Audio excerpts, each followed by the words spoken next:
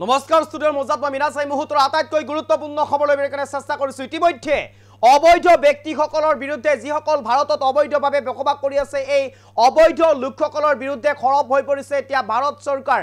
ভিন্ন ৰাজ্যত চলিছে এতিয়া অবৈধ বাংলাদেশী তথা অবৈধ পাকিস্তানী লোকসকলৰ বিৰুদ্ধে অভিযান উচ্ছেদ অভিযান আৰম্ভ কৰিছে ৰাজ্যৰ ভিন্ন প্ৰান্তত দেশৰ ভিন্ন প্ৰান্তত ৰাজ্যৰ মুখ্যমন্ত্ৰীসকলে ইতিমধ্যে ব্যৱস্থা হাতত লৈছে।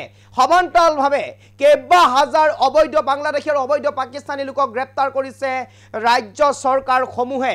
ইতিমধ্যে গুজৰাটত আহমেদাবাদত এক প্ৰকাৰ এতিয়া সৰ্ববৃহৎ উচ্ছেদ অভিযান চলোৱা পৰিলক্ষিত হৈছে।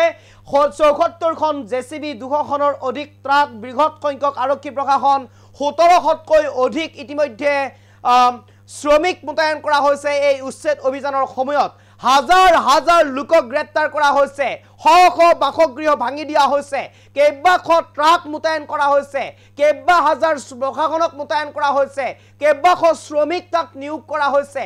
বিশ্বৰ সৰ্ববৃহৎ উচ্ছেদ অভিযান বুলি ক'ব লাগিব গুজৰাটৰ আহমেদাবাদত। এনেদৰে এতিয়া উচ্ছেদ অভিযান আৰম্ভ কৰিছে ভাৰত চৰকাৰৰ নিৰ্দেশৰ পিছতে এক প্ৰকাৰ এতিয়া ৰাজ্যসমূহৰ মুখ্যমন্ত্ৰীয়ে এনেদৰে এতিয়া ব্যৱস্থা হাতত লোৱা পৰিলক্ষিত হৈছে। অবৈধ বাংলাদেশী কিংবা অবৈধ পাকিস্তানী লোকসকল কোনো কাৰণতে খাৰি নাযাব, সকলোৱে এক প্ৰকাৰ ইয়াৰ পৰা বহিষ্কাৰ হ'ব লাগিব। এই মুহূৰ্তত সবিশেষ লৈ কাৰণে চেষ্টা কৰিছো। সাৱধানে থাকক অবৈধ বাংলাদেশী অবৈধ পাকিস্তানী, সাৱধানে থাকক। বাংলাদেশীৰ বিৰুদ্ধে খৰব এতিয়া চৰকাৰ, বাংলাদেশীৰ বিৰুদ্ধে খৰব এতিয়া চৰকাৰ। অবৈধ বাংলাদেশীৰ ঘৰ ভাঙি গৈছে এফালৰ পৰা ভাৰত চৰকাৰ তথা ৰাজ্যৰ মুৰব্বীসকলে। ৭৪খন জেচিবি ২০০খনৰ অধিক ট্ৰাক লগত লৈ অনা হৈছে, কেইবাশ শ্ৰমিক মোতায়েন কৰা হৈছে, বৃহৎ সংখ্যক আৰক্ষী প্ৰশাসন আৰু সৰ্ববৃহৎ উচ্ছেদ অভিযান বুলি ক'ব লাগিব। এফালৰ পৰা ভাঙি টচ কৰি গৈছে, ১৭০০তকৈও অধিক শ্ৰমিক মোতায়েন কৰা হৈছে এই বৃহৎ উচ্ছেদ অভিযানলৈ। পহলগামৰ ঘটনাৰ পিছত এতিয়া সৰব হৈ পৰিছে ভাৰত। পহলগামৰ ঘটনাৰ পিছত এতিয়া সৰব হৈ পৰিছে ভাৰত, আৰম্ভ কৰি দিছে ফুল একশ্যন। এই মুহূৰ্তত সবিশেষ লৈ কাৰণে চেষ্টা কৰিছো, আৰম্ভ কৰি দিছে ফুল একশ্যন। ভুৱা নথিপত্ৰ থকাসকলক অতি শীঘ্ৰেই চিনাক্ত কৰি বাহিৰ কৰি দিয়া হ'ব বুলি কৰিছে মন্তব্য। এই মুহূৰ্তত সবিশেষ লৈ কাৰণে চেষ্টা কৰিছো। ইতিমধ্যে কেইবা হাজাৰ অবৈধ লোকক গ্ৰেপ্তাৰ কৰিছে প্ৰশাসনে, কেইবা হাজাৰ অবৈধ লোকক গ্ৰেপ্তাৰ কৰিছে প্ৰশাসনে।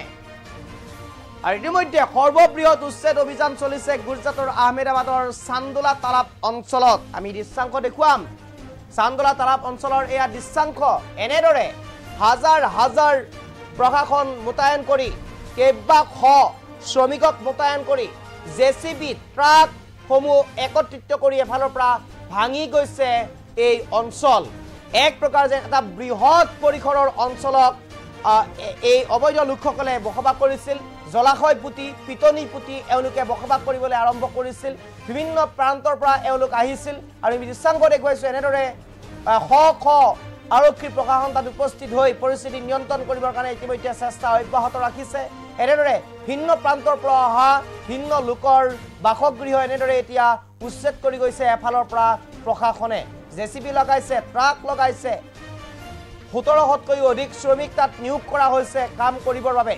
আৰু বিশ্বৰ সৰ্ববৃহৎ উচ্ছেদ অভিযান বুলি ক'ব লাগিব এয়া। গুজৰাটৰ আহমেদাবাদৰ চান্দোলা তালাব অঞ্চলৰ আমি দৃশ্যাংশ দেখুৱাইছোঁ। এয়া হৈছে চান্দোলা তালাব অঞ্চলৰ দৃশ্যাংশ। এনেদৰে এফালৰ পৰা মহতিয়াই গৈছে, এফালৰ পৰা ভাঙি গৈছে। ভাৰত চৰকাৰৰ নিৰ্দেশৰ পিছতে সৰব হৈ পৰিছে ৰাজ্য চৰকাৰসমূহ। ইতিমধ্যে গৃহমন্ত্ৰী অমিত শ্বাহৰ ফালৰ পৰা গ্ৰীণ ছিগনেল আহিছিল উচ্ছেদ কৰিবলৈ। যিসকল অবৈধ বাংলাদেশী অবৈধ পাকিস্তানী লোক আছে এই লোকসকলক যাতে অতি শীঘ্ৰেই চিনাক্ত কৰি নথিপত্ৰ পৰীক্ষা কৰি এওঁলোকক যাতে বিহিত ব্যৱস্থা গ্ৰহণ কৰিব পাৰে তাৰ প্ৰতি ইতিমধ্যে নিৰ্দেশনা জাৰি কৰিছিল কঠোৰভাৱে গৃহমন্ত্ৰী অমিত শ্বাহে। আৰু তাৰ পিছতে এতিয়া ৰাজ্যৰ মুখ্যমন্ত্ৰীসকল কঠোৰ হোৱা পৰিলক্ষিত হৈছে। গুজৰাটৰ আহমেদাবাদত এনেদৰে এতিয়া সৰ্ববৃহৎ উচ্ছেদ অভিযান চলোৱা পৰিলক্ষিত হৈছে।